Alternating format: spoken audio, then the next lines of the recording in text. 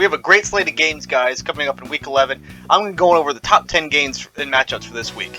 My moneyline picks and spread picks here as the year-to-date. I'm 60-30, had another good week, 7-3 last week. Subpar in the spread, but I'm still above 500 for the year, so hopefully we can keep this up and have another great week with the picks, guys. Number 10, Florida State hosting Miami. Florida State's a 14.5-point favorite over Miami. They're 21-7 as a home favorite. Miami's only 5-6. I'm going to take Florida State in this one. I think they get back to their...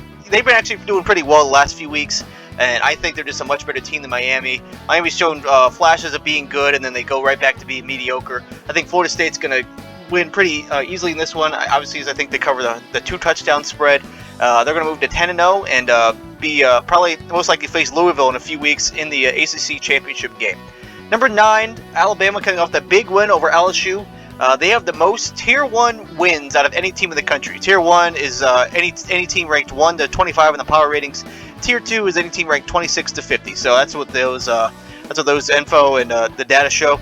They've beaten Tennessee, they've beaten LSU, and they've beaten Ole Miss. Those are the 3 Tier 1 wins, so really 3 really good wins. They're second in the record strength, so obviously even with the 1 loss, they still have one of the best records, and their strength of schedule is 9. So I mean, it's kind of it's not a surprise that why they're so high in all these metrics. 21-4 as a away favorite. I think this one's not even going to be close. I think Alabama. I don't know how this is only 10.5. I think Alabama's a much better team than Kentucky. I think they easily cover the 10.5 point spread, get to 9-1, and march along towards Atlanta and officially clinch their spot in the SEC championship game, most likely against Georgia. Number 8, Big 12 matchup, Oklahoma versus West Virginia. Oklahoma is heading in the wrong direction very, very fast. 2 straight losses after their big win over Texas midway through the season. Just going the wrong way fast. Meanwhile, West Virginia, they're not really much on a winning streak, but they're actually bowl eligible for the first time in, I do believe, 4 years. So that is an accomplishment for the Mountaineers. I think Oklahoma ultimately wins this, but I think West Virginia covers the 13-point spread. I think this is just going to be another close game. Oklahoma still hasn't figured it out yet to get back on their winning ways. They're out of CFP contention, so I mean, there's no chance to get back there. But still have a chance for New Year's 6 game, and I think they win, but West Virginia covers. Number 7, Rutgers at Iowa. Iowa last week had the lowest over/under for any recorded game in history, and this is actually topped this week. 28.5 is the over/under for Rutgers Iowa. Last week was the first one to 10. I think the same thing this week. First one to 14, first one to 17 wins this game. I think it's going to be Rutgers. I think even though they're the 1-point favorite right now, basically a pick 'em. I think Rutgers, even with Iowa's just awesome defense, I think Rutgers just has a better team. And Iowa just plays in the crappiest division that we still have around, the Big Ten West. It's just a crap show. It's Iowa's to lose now, but I still think they're going to lose this game. I think Rutgers wins. They go to 7-3, shockingly 7-3 on the season. Number 6, we have a ranked UNC team versus a pretty decent Duke team, and it's in football. So UNC is a 14.5-point favorite. Over/under is 50.5. Duke, I think, has had one of the better stories this year, at least the first month and a half to start the season. Not been doing so good the last month though. I think they're 2-3 since that 4-0 start. And I think even though UNC is not on their the best track right now, they lost 2 of the last 4. I still think they win this game, and I think they cover the 14.5 points. UNC has a much better offense than Duke. They're just playing a little bit better. Both teams aren't playing that well, but I think UNC covers this. 22-6 at home as a home favorite. I just think it's going to be UNC's to lose, and they'll move to 8-2. Duke dropped to 6-4. Still have a chance to finish with 9 wins again with the bowl season, but I don't think that they're going to win this weekend. Number 5, Oregon against Southern Cal. I think another team that's heading in the wrong direction fast. USC, who's lost 2 of their last 4 games. I think they're going to lose another one to Oregon, who's, in many people's opinion, is probably the best team still in the Pac-12, even though they had that road loss to Washington. Everybody's saying on the neutral site, Oregon is the better team, and I think that is going to be the case multiple times over on Saturday night. Oregon is a 14.5-point favorite against Southern Cal, and I think they cover that. USC is 1-10, only won 1 game in the last 5 years as a away underdog, while Oregon is 31-1 as a home favorite. I mean, I am a complete numbers guy, and sometimes I pick on emotion, but This is a no-brainer. I mean, Oregon's definitely going to win this, and I think they cover the spread. USC, again, still have the number one rated offense. They're so good at offense, but their defense is just so bad. It's not trending well. Caleb Williams is just getting harassed back there, and he's just having to make plays, and the defense just, gosh, it's so terrible. I think Oregon's just a much better complete team. It's not going well for Southern Cal. They're going to get crushed, and I think Oregon moves on and stamps their case as being one of the top 6 best teams, being on the final page of the CFP graphic on the last week of the season. Number 4, Tennessee at Missouri. Basically, whoever wins this will probably finish second in the SEC East.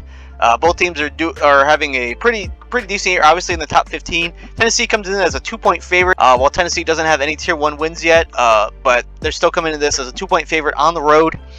I'm always a numbers guy, but I have to take Missouri in this. I just think they're a team that's hungry, and they're wanting to win this, and I think Tennessee is a very overrated team, even with the metric standpoint. And I just think Missouri's going to get this. They're going to cover the 2 points and win outright, and march on to 8-2. Number 3, Washington and Utah. Ranked unranked Pac-12 matchup, one of the higher rated Pac-12 matchups of the entire year. Utah's 18th, Washington is 5th. And they're actually coming as an 8-point favorite, the Huskies are. Washington, they just have those 3 really big wins. 5th in record strength, while Utah's 9th, so they're both doing really good. Washington's played the much easier schedule, but they're 27-4 as a home favorite. Utah's only had 6 road games as an underdog. I'm still going to take the Huskies. I just think they're a better team than Utah. I don't think Utah is going to three-peat again. I don't see it happening. And Washington will go on to 10-0, get the double digits, and basically stamp their ticket to the Pac-12 championship game with the win. Number 2, one of the more, I guess, prestigious and important games of the CFP calendar. Georgia hosting number 9, Ole Miss. Both coming in the top 10. I think it's the first time Georgia's played Ole Miss since Kirby Smart last lost to them back in 2016. So it's been a long time since these two teams have faced off. Georgia is 4th in offense, Ole Miss 11th, 6th on defense, Ole Miss is 30th. Both are pretty high in the record strength. Obviously, Ole Miss has played a much harder schedule than Georgia. All the metrics favor Georgia to win. Obviously, I don't think Georgia's going to lose this one, but I do think Ole Miss covers the spread, and I think it'll be within a touchdown of this, and I think Georgia will have to earn their, one of their few tough games they play this whole year. This is the first one, probably the only one in the regular season that's actually tough. They had that one.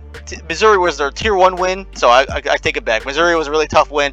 This is their second. They're probably going to be the toughest one to date.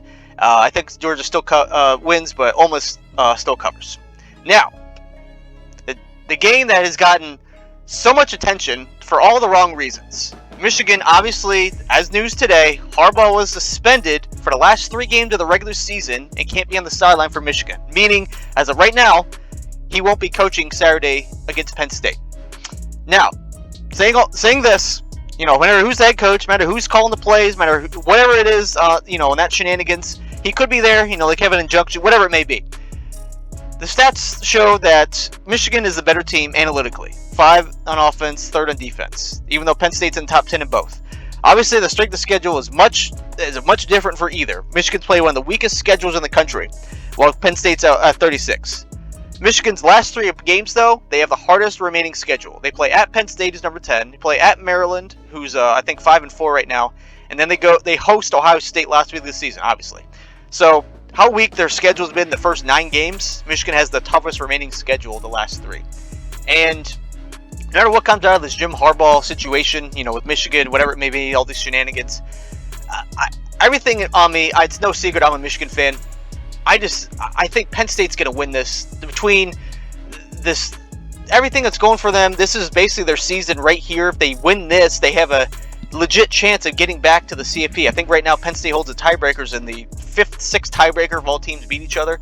And they would need Michigan to obviously beat Ohio State, or else that wouldn't matter at the end of the season. But if that's the case, if Penn State wins this, they're right back in the thick of things. And Michigan, I don't know where they go after that, but I think Penn State not only covers a 4.5-point spread, I think they ultimately win this game. And we'll have Michigan will be 9-1, Penn State will be 9-1, Ohio State will probably be 10-0 after this weekend against Michigan State. So I'm going on a limb. I took them against Ohio State, and they obviously didn't play they play like crap, but they're on the road.